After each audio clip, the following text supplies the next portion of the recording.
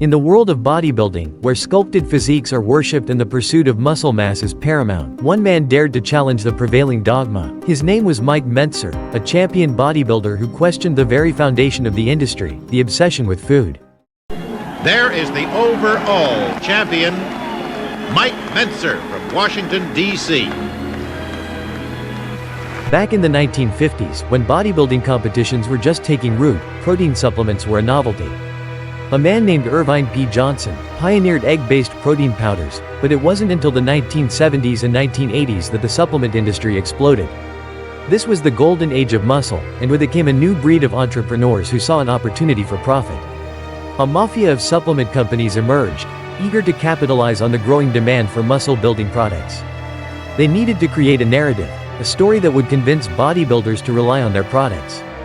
So they began to peddle a lie: food is the key to bodybuilding. Years ago, there was a saying that diet is 80% of bodybuilding, but I don't think you can quantify it that way. You've got to train properly and you've got to eat properly. Many athletes tend to overemphasize certain elements of diet like vitamins and protein. And again, the most important requirement is that you eat a well-balanced diet just so that you're healthy. They emphasized protein, the magic nutrient that promised explosive muscle growth. They pushed the idea that the more protein you consumed, the bigger and stronger you would become. But Mike Mentzer saw through this deception.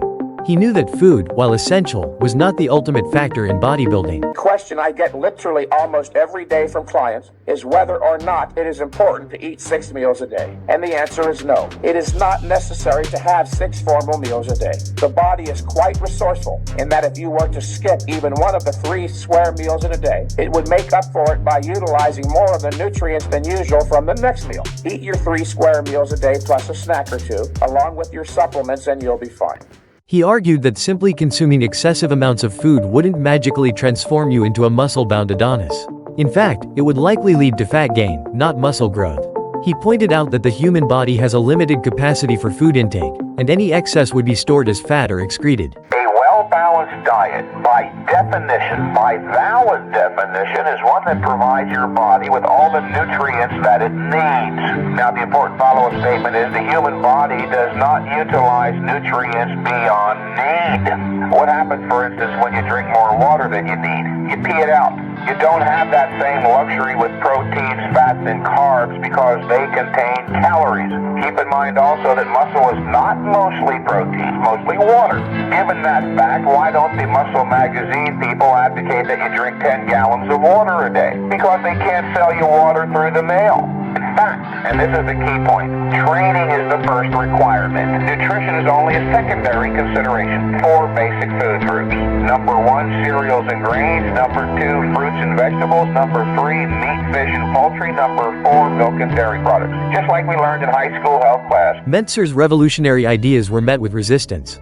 He was a threat to the supplement industry's lucrative business model.